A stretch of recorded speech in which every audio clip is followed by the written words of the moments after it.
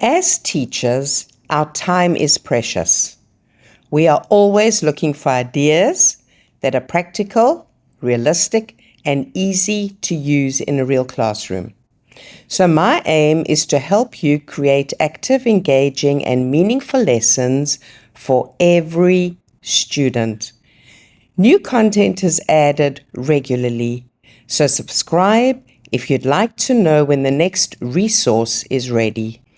Let's start with a question. I want you to just sit with this for a moment. When should we give up on a student? Hold that thought, because everything we're about to talk about today comes right back to it. When you show up for a student, you're giving a gift, and you don't give a gift expecting a thank you card in return. So instead of measuring whether they reached your expectations, look at how far they've actually grown. Every single time you notice a child and acknowledge them, you're planting a seed, even if you never get to see it bloom. Keeping with the image of a bloom, I love this quote.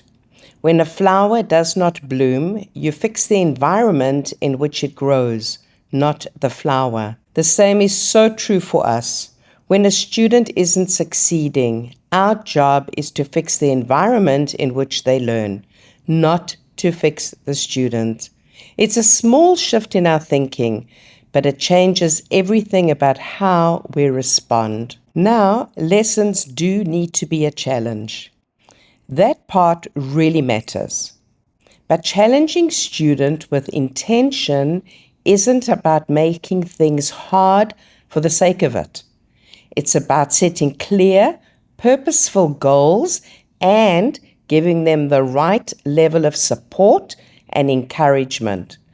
So we can move a child from just going through the motions, those that are playing school, where they're present but not really learning, into real active engagement where they actually accomplish something. Okay, this next one can feel a little uncomfortable, but stay with me. Don't make excuses for students not reaching high standards, and stop protecting them from failure, because failure can actually be a positive thing. Tell your students out loud that you expect them to achieve at a high standard, and tell them that often, so they really believe you mean it. Starting a year with bold goals like that does two powerful things at once. It shows your students that you genuinely believe they can reach high standards, and it tells them that you'll be right there supporting them the whole way. And when a problem does come up, here's the path to follow. Start with a private conversation. Set the expectations clearly, put a support plan in place, and if there's a consequence, turn it into a learning opportunity, like sitting with the students during a break to finish work together. From there, you can build their communication skills and you can close the loop with reflection. Okay, this part I really love. Let's shift to something really practical now. How to de-escalate a classroom situation before it escalates. Because the goal is always to catch things early before they blow up. When you see things are getting out of hand, think about when can you get that student on their own in a private setting. Then the very first question I want you to ask that student is simply this. Are you mad, sad, or scared? It sounds almost too simple, but that one question takes the heat out of the moment and helps you understand what's really driving the behavior underneath. So why does this little question work so well? A few reasons. It helps you recognize that something else is going on for this child, and it shows that you care, which softens their defensiveness straight away. It's simple, so it gives them an easy way out to actually tell you what's happening. It builds their emotional awareness, which is the first steps to managing these feelings. It's a completely non-judgmental, so they feel safe rather than told off. and it respects their privacy. You're not prying into their personal life. You're just offering them a way to say how they feel. Okay, here's a mindset I want you to hold on to. Kids do well if they can, not kids do well if they want to. That distinction matters so much. And try putting on your rose-colored glasses for a minute. Picture your class as if there were no disruptions at all. What would you see? Whatever that picture is, that becomes your goal. This idea comes from J. Stewart Ablon and his talk, Rethinking Challenging Kids. I'd really encourage you to watch this because it sits right at the heart of everything we're talking about today.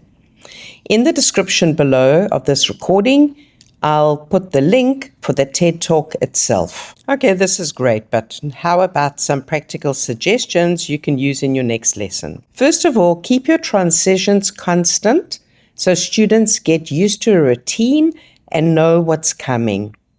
For example, an attention grabber like a bell, some people click their fingers or whatever it is. Don't pile on too many direction steps at once. Students with difficulties in concentrating get lost. Plan your activities to fit the time you actually have.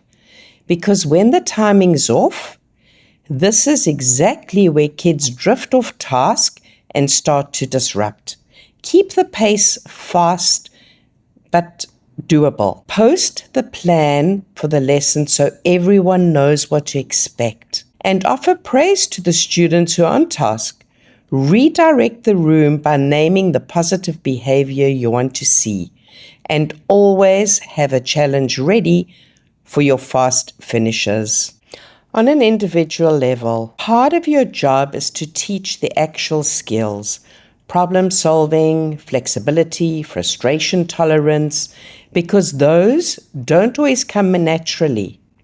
Sit down one-on-one with the student and talk honestly about the barriers getting in the way of their work. And a lovely way to open it up is to start with 5 statements and ask which one feels most true for them. Here are the 5 statements. Number 1. I don't understand the topic we're studying. Number 2, I don't understand how to do the assignment. The instructions aren't clear. Number 3, I don't know how to begin. Number 4, I didn't know we had to do the work. And lastly, I don't want to do the work. Give them those 5 statements and tell them to choose which one fits, and you build the support and scaffolding around this. And this will help them come up with the solutions too. This isn't top down. You can guide them, but you never force them. Whatever they share, take a moment to acknowledge how they feel. Try to see it from the student's perspective. And look for chances to tell them plainly that you see and value their concerns, especially in those moments when it looks like they're just complaining or acting out. When you meet their reluctance with understanding and show them you're willing to help, you'll often uncover what's really going on underneath and find a way to motivate and support them. Okay. So what happens if they choose the 5th one? I don't want to do the work. Here are some possible responses that you can keep in your pocket. You might say, I understand you don't want to do this. Can you help me understand why? Or, what can I do to help to get you started or make it easier? You can reassure them it's okay to feel this way, but it helps to share what's going on so we can find a solution together. You might ask, is there something specific stopping you from wanting to do this right now? And you can remind them of a good time of when they did something. Remember the great job you did last week? I know you can do this one too. I'm a big believer in teaching students to set goals. And the setting goals in every single lesson. Help them write daily SMART goals until they can do it on their own. It gives them purpose, direction, and it is a real buy-in to doing the work. Celebrate with them when they do reach a goal, because that's what builds confidence. It reframes the whole thing for me. It's not, how can I get my students to learn? It's what I can give them to learn. This one's simple, but it stays with me.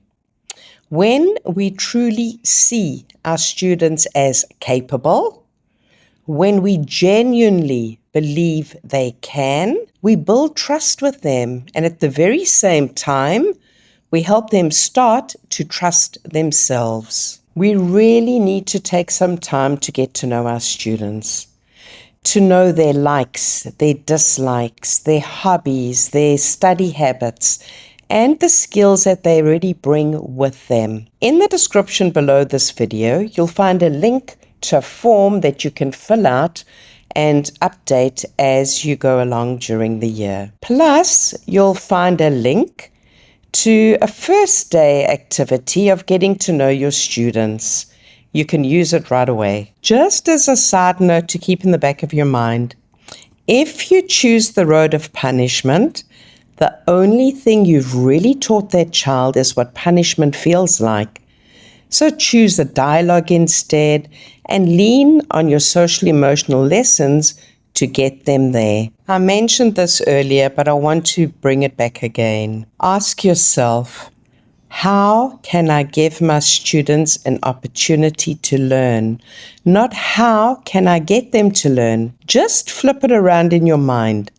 It's never, how do I get them to learn? It's always, what can I give my students? And I'll leave you with this.